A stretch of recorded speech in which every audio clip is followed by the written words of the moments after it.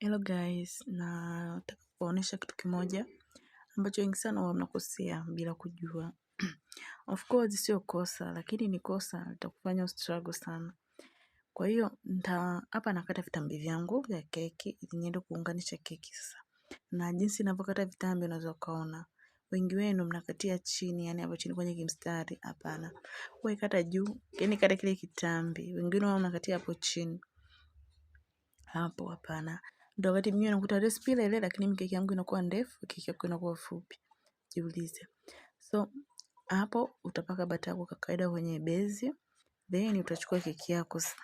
Wengi wenu huwa mnaweka keki namna hiyo. Hapana, yani keki haitaki kuwekwa hivyo. Keki inatakiwa ibinuke juu chini, juu chini, juu chini, chini juu. Then baada ya hapo utapaka bata yako hapo katikati ili kufanya sasa uunganishe keki yako. Utapaka vizuri bata, kama unapendelea bata nyingi utaweka bata nyingi, kama unataka kidogo utaweka kidogo, tegemea na mteja mwenyewe. So baadaye utaunganisha sasa keki. Wengi huwa mnaunganisha keki hivi, my dear, uta struggle sana kutafuta hizo edge.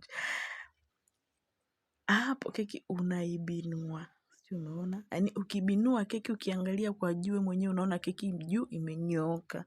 So hautasumbuka kunyoosha keki juu.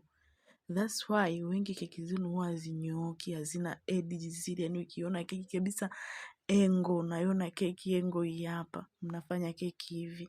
Ambapo unaona kabisa hapa kwa juu keki haijanyooka wala haijafanyaje. So itakusumbua baadaye kwenye kunyoosha. Kwa hiyo fanya hivi tu. Keki yako itanyooka.